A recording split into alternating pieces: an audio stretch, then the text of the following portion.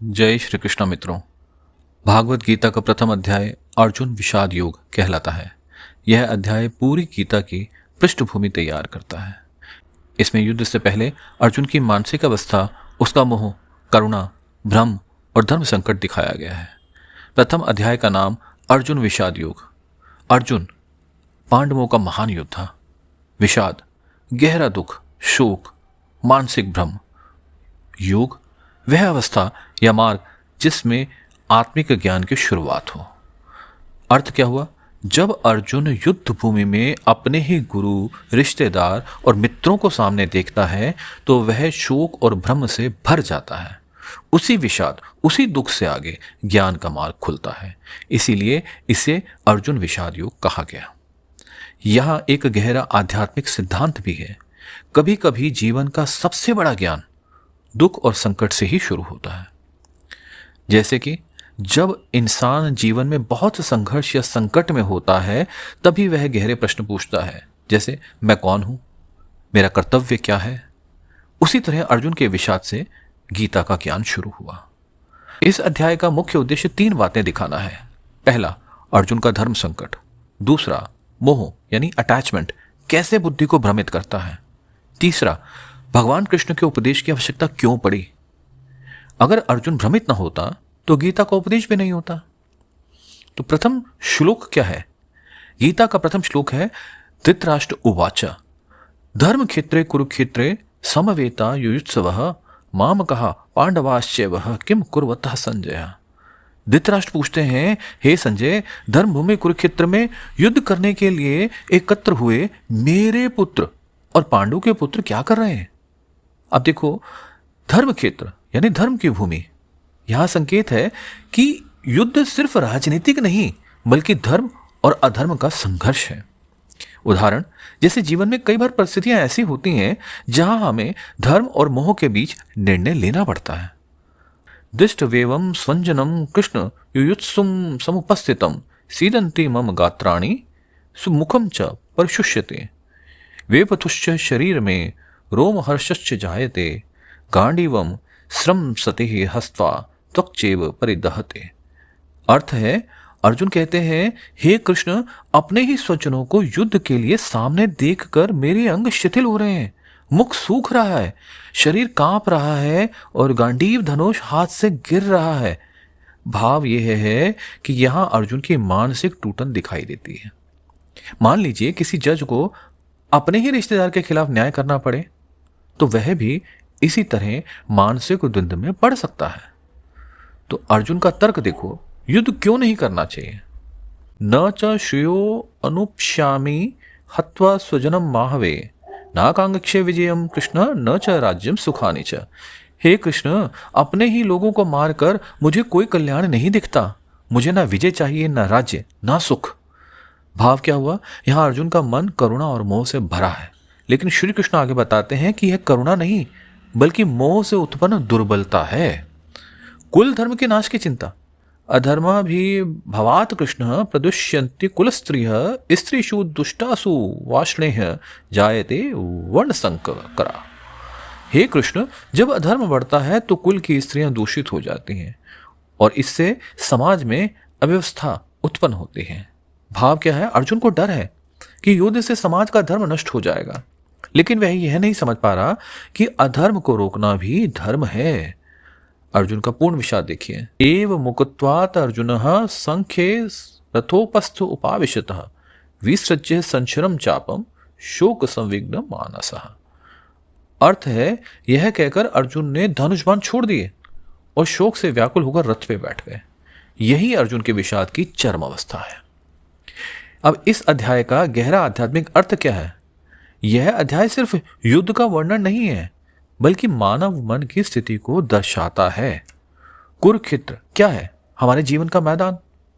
और अर्जुन यानी हम मनुष्य, और कृष्ण माने आत्मा, परमात्मा या फिर उनका दिया ज्ञान। जब मनुष्य मोह में फंस जाता है तब उसे ज्ञान की आवश्यकता होती है। आधुनिक जीवन में अगर हम उदाहरण देखना चाहें तो पहला है कठिन निर्णय। अगर किसी अधिकारी को भ्रष्ट रिश्तेदार के खिलाफ कार्यवाही करनी पड़े तो वह अर्जुन के तरह द्वंद्व में पड़ सकता है। कर्तव्य बनाम भावनाएं। एक डॉक्टर को अपने ही परिवार के व्यक्ति का ऑपरेशन करना पड़े, तब भावनाएं और कर्तव्य टकराते हैं। सही काम करते समय डर। कई बार सही काम करने के लिए भी मन कमजोर हो जाता है। तो प्रथम अध्याय का सार, मुख्य बातें क्या हैं? कुरुक्षेत्र में युद्ध की तैयारी, अर्जुन का स्वजनों को देखकर दुखी होना, युद्ध ना करने के तर्क, धर्म और मोह का संघर्ष और अर्जुन का पूर्ण विषाद। यही विषाद आगे भगवान कृष्ण के दिव्य ज्ञान का कारण बनता है। अगर मैं एक पंक्ति में बोलूं तो जब मनुष्य मोह और भ्रम में पड़ जाता है, तब ईश्वर का ज्ञान ही उसे सही मार्ग दिखाता है। अब देखिए श्लोक नंबर 1, जहां से युद्ध का प्रारंभ होता है। धृतराष्ट्रोवाच धर्म क्षेत्रे कुरुक्षेत्रे संविता युजुत्सवः मामकः पांडवाश्चैव किम कुर्वत संजय। धृतराष्ट्र कहते हैं, संजय धर्म क्षेत्र में कुरुक्षेत्र में युद्ध के लिए एकत्र हुए मेरे और पांडव के पुत्र क्या कर रहे हैं? तो यहाँ क्या है, दो बातें महत्वपूर्ण हो गई। पहला, धर्म क्षेत्र, कुरुक्षेत्र को धर्मभूमि कहा गया, और माम कहा यानी मेरे पुत्र। धृतराष्ट्र का मोह दिखता है, वह पांडवों को अपने पुत्र नहीं मानते। तो जीवन का उदाहरण क्या है? जब व्यक्ति मोह और पक्षपात में होता है तो वह न्यायपूर्ण दृष्टि नहीं रख पाता। श्लोक नंबर 20, अर्जुन उवाच सैन्योरुभयोर मध्य रथम स्थापये में उच्चतः। अर्जुन कहते हैं, हे कृष्ण मेरे रथ को दोनों सेनाओं के बीच ले चलो। क्या हुआ इस अर्थ? अर्जुन देखना चाहता था कि उसे किन किन लोगों से युद्ध करना है।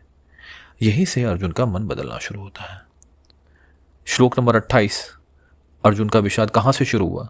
दृष्टवेवं संजनम कृष्ण युत्सुम समुपस्थितम सीदंति मम गात्राणि मुखम च परिशुष्यति। हे कृष्ण, अपने ही स्वजनों को युद्ध के लिए सामने देखकर मेरे अंग शिथिल हो रहे हैं, मेरा मुख सूख रहा है। तो अर्जुन के अंदर मोह और करुणा का संघर्ष शुरू हो गया, शुरुआत हो गई। जब किसी व्यक्ति को अपने ही परिवार के खिलाफ निर्णय लेना पड़ता है तो वह इसी तरह टूट जाता है। श्लोक नंबर 30 देखो, मानसिक अस्थिरता। गांडीवम श्रमसते हस्ता त्वक्चैव परिदहते न च शक्नोम्यं वस्थातुं भ्रमतीव च मे मनः। मेरा गांडीव धनुष हाथ से गिर रहा है, शरीर जल रहा है और मेरा मन भ्रमित हो रहा है। यह भय, करुणा और मोह से उत्पन्न मानसिक संकट है। आज की भाषा में कहें तो अर्जुन इमोशनल ब्रेकडाउन में है। श्लोक नंबर 31, विजय भी व्यर्थ लगती है। न च शो अनुप्ष्यामि हत्वा स्वजनम माहवे नाकांक्षे विजयम कृष्णम न च राज्यम सुखानि च। हे कृष्ण, अपने ही लोगों को मारकर मुझे कोई कल्याण नहीं दिखता। मुझे ना विजय चाहिए, ना राज्य, ना सुख। क्या अर्थ है? अर्जुन कर्तव्य भूलकर भावनाओं में बह रहा है। श्लोक नंबर 40, कुल धर्म का भी नाश। अधर्माभि भवात् कृष्ण प्रदुष्यन्ति कुलस्त्रियः स्त्रीषु दुष्टासु वाष्णेः जायते वर्ण संकरा। हे कृष्ण, अधर्म बढ़ने पर कुल की स्त्रियां दूषित हो जाती हैं और इससे समाज में अव्यवस्था उत्पन्न होती है। अर्जुन समाज के भविष्य को लेकर चिंतित है, लेकिन वह भूल रहा है कि अधर्म को रोकना भी धर्म है। श्लोक नंबर 47, अर्जुन का पूर्ण विषाद कहाँ होता है? एव मुकुत्वार्थ अर्जुन संख्ये रथोपस्थ उपाविशत विसृज्य संशर चापम शोक संविघ्न मानसः। यह कहकर अर्जुन ने धनुष बाण छोड़ दिए और शोक से व्याकुल होकर रथ में बैठ गया। यह अर्जुन के विषाद की चरम अवस्था है। अब वह पूरी तरह टूट चुका है। तो अर्जुन विषाद योग का गहरा रहस्य कहाँ आता है? यह अध्याय एक आध्यात्मिक मनोविज्ञान को दिखाता है। यह एक एक पात्र हमारे जीवन में किसी न किसी चीज का प्रतीक है। अर्जुन यानी हम खुद मनुष्य, कृष्ण परम ज्ञान आत्मा, और कुरुक्षेत्र यानी हमारे जीवन का मैदान, और युद्ध धर्म और अधर्म का संघर्ष। जब मनुष्य मोह में फंस जाता है तब उसे आध्यात्मिक ज्ञान की आवश्यकता होती है। तो प्रथम अध्याय का सार क्या निकला? अर्जुन युद्ध के लिए तैयार था, स्वजनों को देखकर मोह में पड़ गया। उसने कई तर्क दिए कि युद्ध गलत है, लेकिन यह धर्म नहीं बल्कि मोह से उत्पन्न दुर्बलता थी। अंत में वह पूरी तरह टूट गया और तभी भगवान कृष्ण का दिव्य उपदेश शुरू होता है दूसरे अध्याय से। तो सबसे गहरा संदेश क्या है? कई बार जीवन में दुख, भ्रम और संकट ही ज्ञान का द्वार खोलते हैं। अगर अर्जुन विषाद में ना होता तो गीता का ज्ञान भी ना मिलता। गीता का पहला शब्द क्या है? धर्म। धर्म क्षेत्रे कुरुक्षेत्रे समवेतायुत्सव माम का पांडवाश्चैव किम कुर्वत संजय। तो श्लोक का पहला शब्द है धर्म। इसका संकेत है गीता की शुरुआत धर्म से होती है।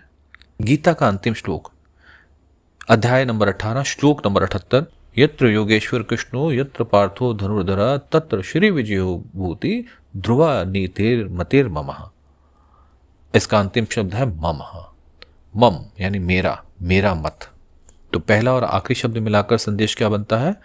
अगर हम गीता के पहले शब्द धर्म और आखिरी शब्द मम को जोड़ दें तो बनता है धर्म मम, अर्थात मेरा धर्म क्या है।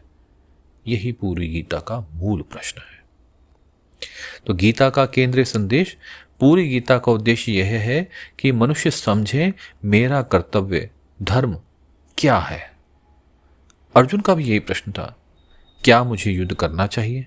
क्या अपने रिश्तेदारों के खिलाफ लड़ना सही है?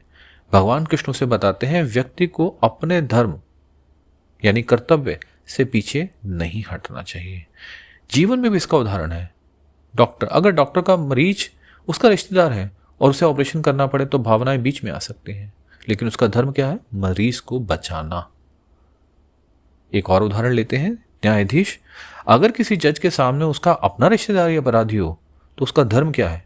न्याय करना, ना कि पक्षपात। तीसरा उदाहरण ले लेते हैं सैनिक का। सैनिक का कर्तव्य देश की रक्षा करना है, फिर चाहे सामने कोई भी हो। तो गीता का निष्कर्ष क्या है? गीता हमें 3 बातें सिखाती है। अपना धर्म पहचानो, मोह और भय छोड़कर कर्तव्य करो, कर्म का फल भगवान पर छोड़ दो। एक पंक्ति में अगर मैं गीता का सार बोलूं, अपना धर्म पहचान कर बिना फल की इच्छा के ईश्वर को समर्पित होकर कर्म करना ही जीवन का सही मार्ग है। अब एक प्रश्न उठता है, अर्जुन का विषाद क्यों महत्वपूर्ण है? जब अर्जुन युद्ध भूमि में खड़ा था तो वह एक महान योद्धा था, लेकिन जब उसने अपने गुरु, पितामह और रिश्तेदारों को सामने देखा तो वह अंदर से टूट गया। वह बोला, मैं युद्ध नहीं करूंगा। उसने अपना धनुष नीचे रख दिया। यहां एक बहुत बड़ा आध्यात्मिक परिवर्तन शुरू होता है। विषाद से पहले अर्जुन की स्थिति क्या थी? विषाद से पहले अर्जुन शक्तिशाली था, आत्मविश्वासी था, युद्ध के लिए तैयार था, लेकिन उसे जीवन का अंतिम सत्य नहीं पता था। वह सिर्फ योद्धा था, ज्ञानी नहीं। विषाद के बाद अर्जुन की स्थिति क्या हुई? जब वह टूट गया तब उसके अंदर एक प्रश्न पैदा हुआ, सही क्या है? यही वह क्षण है जहां मनुष्य का आध्यात्मिक जागरण शुरू होता है। तो गीता का सबसे महत्वपूर्ण मोड़ अध्याय 2 में आता है।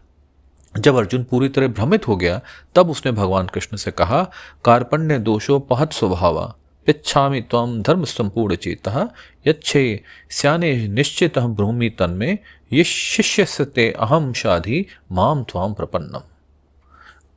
हे कृष्ण, मेरा स्वभाव दुर्बल हो गया है और मैं धर्म के विषय में भ्रमित हूं। मैं आपका शिष्य हूं, कृपया मुझे सही मार्ग बताइए। यह श्लोक इतना महत्वपूर्ण क्यों हुआ है? यहां 3 चीजें होती हैं। अर्जुन अहंकार छोड़ देता है, वह मार्गदर्शन मांगता है, वह कृष्ण को गुरु स्वीकार करता है। यही से गीता का असली ज्ञान शुरू होता है। जीवन में इसका गहरा उदाहरण अगर हम देखें तो पहला है संकट और आत्मज्ञान। अक्सर लोग तब तक आध्यात्मिक नहीं बनते जब तक जीवन में संकट ना आए। नौकरी का संकट हो, बीमारी हो, संबंधों का टूटना हो, तब मनुष्य पूछता है जीवन का उद्देश्य क्या है। बुद्ध का जीवन, गौतम बुद्ध भी तब जागृत हुए जब उन्होंने दुख, बीमारी और मृत्यु देखी। दुख ने ही उन्हें ज्ञान की ओर धकेला। तो अर्जुन विषाद योग का गहरा रहस्य क्या है? इस अध्याय को विषाद योग इसलिए कहा गया क्योंकि सामान्य दुख मनुष्य को तोड़ देता है, लेकिन सचेत दुख मनुष्य को ज्ञान की ओर ले जाता है। तो अर्जुन का दुख ज्ञान का द्वार बन गया। कुरुक्षेत्र का प्रतीक क्या है? गीता में कुरुक्षेत्र सिर्फ एक युद्ध भूमि नहीं है। मैंने जैसे पहले कहा, अर्जुन यानी हम, हमारे जीवन में अर्थ है हम मनुष्य, कृष्ण यानी परम ज्ञान, आत्मा, और कुरुक्षेत्र यानी जीवन का मैदान, और युद्ध यानी सही और गलत का संघर्ष, धर्म और अधर्म का संघर्ष। हर मनुष्य अपने जीवन में एक कुरुक्षेत्र में खड़ा होता है। तो अर्जुन विषाद योग का अंतिम सार क्या निकलेगा? इस अध्याय का सबसे बड़ा संदेश है, मोह बुद्धि को भ्रमित कर देता है। संकट जीवन का अंत नहीं बल्कि शुरुआत हो सकता है। जब मनुष्य अहंकार छोड़कर मार्गदर्शन मांगता है तब ज्ञान मिलता है। तो सबसे गहरी बात, अगर अर्जुन विषाद में ना होता तो गीता का दिव्य ज्ञान भी ना मिलता। इसीलिए कभी कभी दुख ही ईश्वर का मार्गदर्शन बन जाता है। गीता में कुरुक्षेत्र युद्ध भूमि है, लेकिन प्रतीक रूप में यह जीवन का मैदान है। हमारे जीवन में भी रोज संघर्ष होते हैं, सही और गलत के बीच, कर्तव्य और भावनाओं के बीच, लाभ और नैतिकता के बीच। यही हमारा कुरुक्षेत्र है। अर्जुन की स्थिति जीवन में कब आती है? मनुष्य के जीवन में भी अर्जुन जैसी स्थिति मुख्यतः 3 समय आती हैं, जब कर्तव्य और भावनाएं टकराती हैं। अगर किसी अधिकारी को अपने ही रिश्तेदार के खिलाफ कार्यवाही करनी पड़े तो उसका मन कहेगा रिश्तेदारी बचाओ, लेकिन कर्तव्य कहेगा न्याय करो। यही अर्जुन का द्वंद्व है। जब जिम्मेदारियां भारी लगने लगती हैं, कई बार व्यक्ति कहता है मुझसे ये सब नहीं होगा, मैं हार गया। ठीक यही अर्जुन ने कहा था। उसने कहा मैं युद्ध नहीं करूंगा। जब जीवन का अर्थ समझ में नहीं आता, कभी कभी व्यक्ति सोचता है मैं ये सब क्यों कर रहा हूं, जीवन का उद्देश्य क्या है। यही आध्यात्मिक जागरण का पहला चरण होता है। कृष्ण का उत्तर क्या है? जब अर्जुन टूट गया तब भगवान श्री कृष्ण ने उसे 3 मुख्य बातें सिखाई। आत्मा अमर है। दूसरे अध्याय में कृष्ण कहते हैं न जायते म्रियते व कदाचित नायम भूत्वा भविता व न भूया। आत्मा न जन्म लेती है न मरती है। जिसे हम मृत्यु समझते हैं वह केवल शरीर का परिवर्तन है।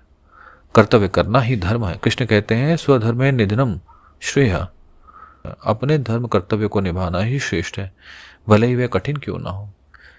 कर्म करो, फल की चिंता मत करो। सबसे प्रसिद्ध श्लोक, कर्मण्येवाधिकारस्ते मा फलेषु कदाचन। हमारा अधिकार केवल कर्म करने में है, फल पर नहीं। आज के जीवन में कृष्ण की शिक्षा क्या है? जैसे कि नौकरी, अगर कोई व्यक्ति ईमानदारी से काम करता है लेकिन परिणाम देर से मिलता है, गीता कहती है कर्म करते रहो, परिणाम समय पर मिलेगा। एक और उदाहरण ले लेते हैं, कठिन निर्णय। अगर कोई व्यक्ति सही काम करता है लेकिन लोग उसका विरोध करते हैं, गीता कहती है धर्म के मार्ग पे चलो, भले ही वह कठिन हो। तीसरा उदाहरण ले लेते हैं, मानसिक तनाव। आज बहुत लोग तनाव और चिंता में रहते हैं। गीता का संदेश है अपना कर्तव्य करो, परिणाम भगवान पर छोड़ दो, मन शांत हो जाएगा। अर्जुन विषाद योग का रहस्य गीता का पहला अध्याय हमें सिखाता है, मोह बुद्धि को भ्रमित कर देता है। संकट मनुष्य को सत्य की खोज की ओर ले जाता है और सही गुरु और ज्ञान मिलने पर जीवन बदल सकता है। जब अर्जुन ने धनुष छोड़ दिया तभी कृष्ण ने गीता सुनाई। इसका अर्थ है जब मनुष्य अपना अहंकार छोड़ देता है तभी उसे सच्चा ज्ञान मिलता है। कुरुक्षेत्र वास्तव में जीवन का क्षेत्र है। श्लोक में कहा गया धर्म क्षेत्र कुरुक्षेत्र। इसका संकेत क्या है? इसका गहरा संकेत है कुरुक्षेत्र केवल एक भौगोलिक स्थान नहीं बल्कि मनुष्य का जीवन और मन है। हर व्यक्ति के अंदर 2 सेनाएं होती हैं, धर्म पांडव जैसे पांडव, अधर्म जैसे कौरव, विवेक और मोह, विवेक जैसे पांडव, मोह जैसे कौरव। सत्य माने पांडव, स्वार्थ माने कौरव। तो धर्म और अधर्म, विवेक और मोह, सत्य और स्वार्थ। मनुष्य का मन ही कुरुक्षेत्र है, जहां हर दिन का युद्ध चलता है। सही काम करना या गलत फायदा लेना, सत्य बोलना या झूठ बोलना। अर्जुन मनुष्य का प्रतीक है। अर्जुन एक महान योद्धा था, लेकिन युद्ध शुरू होते ही भ्रमित हो गया। अर्जुन मानव मन का प्रतीक है। मनुष्य भी कभी साहसी होता है, कभी कमजोर हो जाता है, कभी कर्तव्य से भागना चाहता है। अर्जुन की स्थिति मानव मन की वास्तविक स्थिति है। श्री कृष्ण आत्मा और परम ज्ञान का प्रतीक है। अर्जुन रथ में बैठा है और कृष्ण सारथी हैं। यह संकेत देता है, ये बहुत गहरा प्रतीक है। अर्जुन यहाँ पात्र हैं, लेकिन अर्थ क्या है इनका? मनुष्य है, जैसे हम मनुष्य हैं। पात्र क्या है? रथ है। आज के जीवन में ये हमारा शरीर है। रथ में जैसे घोड़े लगे हैं, ऐसे हमारे शरीर में इंद्रियां निवास करती हैं। सारथी है कृष्ण, और यहां हमारे शरीर में आत्मा और परम ज्ञान। जब मनुष्य अपनी इंद्रियों को ज्ञान के नियंत्रण में रखता है तभी जीवन सही दिशा में चलता है। अर्जुन का विषाद आध्यात्मिक जागरण है। सामान्य दुख मनुष्य को तोड़ देता है, लेकिन अर्जुन का दुख उसे ज्ञान की खोज की ओर ले गया। जब मनुष्य जीवन के गहरे प्रश्न पूछता है, मैं कौन हूँ, जीवन का उद्देश्य क्या है, सही क्या है, तभी आध्यात्मिक यात्रा शुरू होती है। गीता का ज्ञान भी तभी मिलता है जब अहंकार टूटता है। अर्जुन पहले तक कृष्ण को केवल मित्र मानता था, लेकिन जब वह पूरी तरह टूट गया तो उसने कहा, मैं आपका शिष्य हूं, मुझे मार्ग दिखाइए। संकेत क्या है? जब तक मनुष्य सोचता है मुझे सब पता है, तब तक उसे ज्ञान नहीं मिलता। लेकिन जब वह स्वीकार करता है मुझे नहीं पता, तभी ज्ञान का द्वार खुलता है। अर्जुन विषाद योग का सबसे गहरा सार यह अध्याय में 5 बातें सिखाता है। जीवन एक कुरुक्षेत्र है। मनुष्य के अंदर ही धर्म और अधर्म का युद्ध चलता है। मोह बुद्धि को भ्रमित कर देता है। संकट आध्यात्मिक जागरण का कारण बन सकता है। अहंकार छोड़ने पर ही ज्ञान मिलता है। तो सबसे सुंदर निष्कर्ष क्या है? अर्जुन का विषाद वास्तव में मनुष्य की आत्मा का पुकारना था, और जब आत्मा पुकारती है तब भगवान ज्ञान के रूप में उत्तर देते हैं। अर्जुन ने सबसे पहले किन्हें देखा? पितामह भीष्म, गुरु द्रोणाचार्य, चाचा, भाई, पुत्र, मित्र, ससुराल के लोग। इनमें सबसे महत्वपूर्ण थे भीष्म और द्रोणा। ये दोनों अर्जुन के जीवन के आदर्श और गुरु थे। तो अर्जुन के विषाद का असली कारण, अर्जुन को कौरव सेना देखकर उतना दुख नहीं हुआ जितना अपने पूजनीय लोगों को देखकर हुआ। उसके मन में विचार आया, जिनसे मैंने धनुर्विद्या सीखी, जिनका मैंने सम्मान किया, उन्हीं पर मुझे बाण चलाने हैं। इससे उसका मन टूट गया। अर्जुन के मन का द्वंद्व। अर्जुन के सामने 2 रास्ते थे, युद्ध करे तो गुरु और रिश्तेदारों की मृत्यु, युद्ध ना करे तो धर्म की हार। यही धर्म संकट था। आध्यात्मिक संकेत क्या है? यह घटना एक गहरा प्रतीक भी है। कई बार जीवन में हमें उन चीजों के खिलाफ खड़ा होना पड़ता है जिनसे हम जुड़े होते हैं, जिनसे हमें भावनात्मक लगाव होता है। लेकिन अगर वह अधर्म के पक्ष में है तो धर्म के लिए उनका विरोध करना भी आवश्यक है। कृष्ण की दृष्टि में भगवान कृष्ण जानते थे कि अर्जुन का दुख करुणा से ज्यादा मोह से पैदा हुआ है।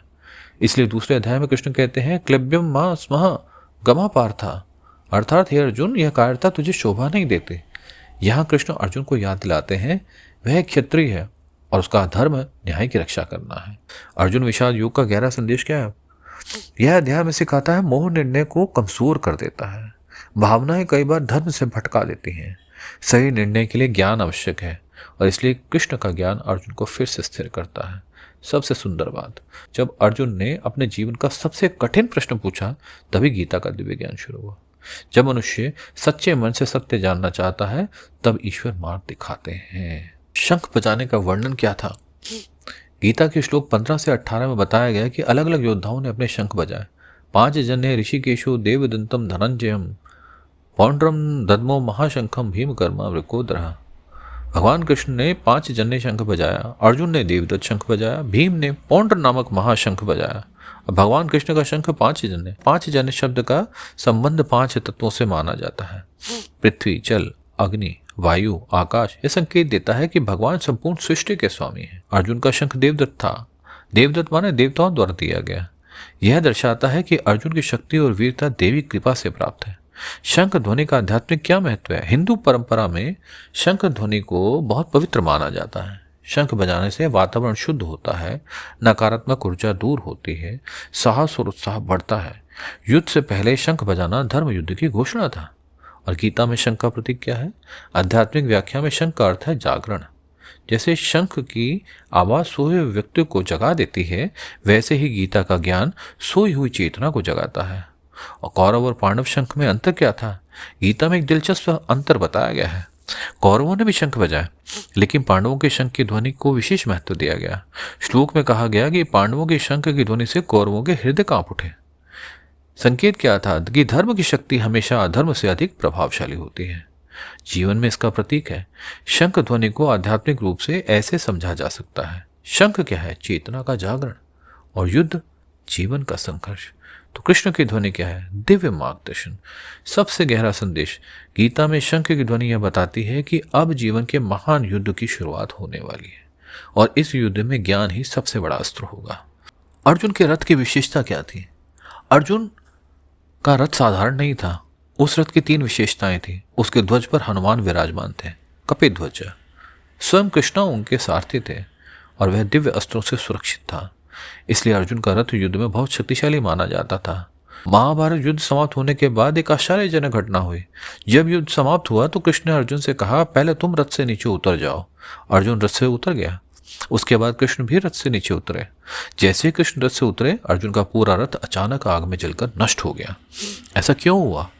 युद्ध के दौरान अर्जुन पर कई महाशक्तिशाली अस्त्र चलाए गए थे, जैसे ब्रह्मास्त्र, दिव्य अस्त्र, महाविनाशक अस्त्र। इन अस्त्रों की शक्ति सिर्फ पहले ही नष्ट हो जाना चाहिए था, लेकिन वह इसलिए नहीं जला क्योंकि कृष्ण उस पर बैठे थे। जब कृष्ण रथ से उतर गए, तब उन अस्त्रों की शेष शक्ति प्रकट हुई और रथ जल गया। इसका आध्यात्मिक अर्थ क्या है? जब तक भगवान साथ होते हैं, जीवन के बड़े संकट भी टल जाते हैं, व्यक्ति सुरक्षित रहता है। लेकिन जैसे ही दिव्य संरक्षण हटता है, तब संकट प्रकट हो सकता है। अर्जुन को क्या सीख मिली? अर्जुन को इस घटना से समझ आ गया कि उसकी विजय केवल उसकी वीरता से नहीं हुई थी, बल्कि कृष्ण की कृपा और मार्गदर्शन से हुई थी। जीवन में भी इसका संदेश है। यह घटना हमें सिखाती है कि मनुष्य अपनी सफलता का पूरा श्रेय खुद को नहीं दे सकता। कई बार अदृश्य रूप से ईश्वर हमारी रक्षा कर रहे होते हैं। ईश्वर का मार्गदर्शन जीवन के संकटों से बचाता है। तो अर्जुन का रथ इसलिए सुरक्षित रहा क्योंकि कृष्ण उसके सारथी थे। इसी तरह जीवन का रथ भी सुरक्षित रहता है जब ज्ञान और ईश्वर का मार्गदर्शन हमारे साथ होता है। अर्जुन के शरीर में बताए गए लक्षण: सीदंती मम गात्राणि मुखम च परिशुष्यति वेपथुष्य शरीर में रोम हर्षश्च जायते गांडीवं स्मृसथे हस्त्वा त्वक्चैव परिदहते न च शक्नोम्यहं वस्थान्तु भ्रमतीव च मे मना। अर्जुन कहते हैं, मेरे अंग शिथिल हो रहे हैं, मुख सूख रहा है, शरीर कांप रहा है, गांडीव धनुष हाथ से गिर रहा है, शरीर जल रहा है, मन भ्रमित हो रहा है। आधुनिक मनोविज्ञान के अनुसार से आज की भाषा में यह अवस्था कहलाती है एक्यूट स्ट्रेस रिएक्शन, यानी एंग्जाइटी। जब व्यक्ति बहुत बड़े संकट या निर्णय के सामने होता है तो शरीर में यही प्रतिक्रियाएं होती हैं: हाथ कांपना, एड्रेनालाइन सर्ज, मुख सूखना, स्ट्रेस रिस्पॉन्स, शरीर कांपना, फियर रिएक्शन, और मन भ्रमित होना यानी एंग्जाइटी। तो अर्जुन का असली संकट केवल युद्ध नहीं था, उसके सामने 3 बड़े दबाव थे। नैतिक संकट, मोरल कॉन्फ्लिक्ट जिसे हम बोलते हैं, धर्म बनाम रिश्तेदारी। भावनात्मक संकट, इमोशनल कॉन्फ्लिक्ट, गुरु और परिवार के खिलाफ युद्ध। कर्तव्य संकट, ड्यूटी कॉन्फ्लिक्ट, क्षेत्रीय धर्म निभाना या युद्ध छोड़ देना। इन तीनों के कारण उसका मन टूट गया। तो गीता का मनोवैज्ञानिक संदेश क्या है? गीता कहती है, मनुष्य का संकट बाहरी परिस्थितियों से ज्यादा उसके मन से पैदा होता है। अर्जुन के सामने युद्ध पहले भी था, लेकिन विषाद तब हुआ जब उसने रिश्तेदारों को देखा। भावनाएं जाग गई, मन कमजोर हो गया। तो कृष्ण का समाधान क्या मिला? दूसरे अध्याय में भगवान कृष्ण अर्जुन को 3 स्तरों पर समाधान देते हैं। पहला, ज्ञान यानी विस्डम, आत्मा अमर है, इससे मृत्यु का भय कम होता है। कर्तव्य यानी ड्यूटी, क्षत्रिय का धर्म न्याय के लिए युद्ध करना है। और तीसरा, कर्मयोग यानी एक्शन, कर्म करो लेकिन फल की चिंता मत करो। आज के जीवन में अर्जुन की स्थिति, आज भी कई लोग अर्जुन जैसी मानसिक अवस्था में पहुंच जाते हैं। नौकरी का दबाव, परिवार की चिंता, आर्थिक दबाव, कठिन निर्णय। इन स्थितियों में हाथ कांपना, बेचैनी, निर्णय लेने में कठिनाई सामान्य बात है। गीता का व्यवहारिक समाधान, गीता हमें 3 उपाय देती है। पहला, विवेक यानी क्लैरिटी, स्थिति को सही दृष्टि से देखो। कर्तव्य यानी रिस्पॉन्सिबिलिटी, जो सही है वही करो। और तीसरा, समर्पण, सरेंडर, परिणाम भगवान पर छोड़ दो। सबसे गहरा मनोवैज्ञानिक संदेश, अर्जुन की समस्या युद्ध नहीं थी, उसकी समस्या भ्रमित मन था। और गीता का पूरा ज्ञान मन को स्थिर करने की प्रक्रिया है। और अंत में, यदि अर्जुन विषाद में ना होता तो हमें भगवत गीता का अमर ज्ञान भी प्राप्त ना होता। और यही कारण है कि अगले अध्याय में भगवान श्री कृष्ण अर्जुन को आत्मज्ञान, कर्म योग और जीवन के गहरे सत्य का उपदेश देते हैं। इसी के साथ आज की चर्चा यही समाप्त होती है। यदि आपको यह वीडियो उपयोगी लगे तो इसे अपने मित्रों और परिवार के साथ अवश्य साझा करें। हम आगे की वीडियो में गीता के दूसरे अध्याय सांख्य योग को विस्तार से समझेंगे। जय श्री कृष्ण। धन्यवाद।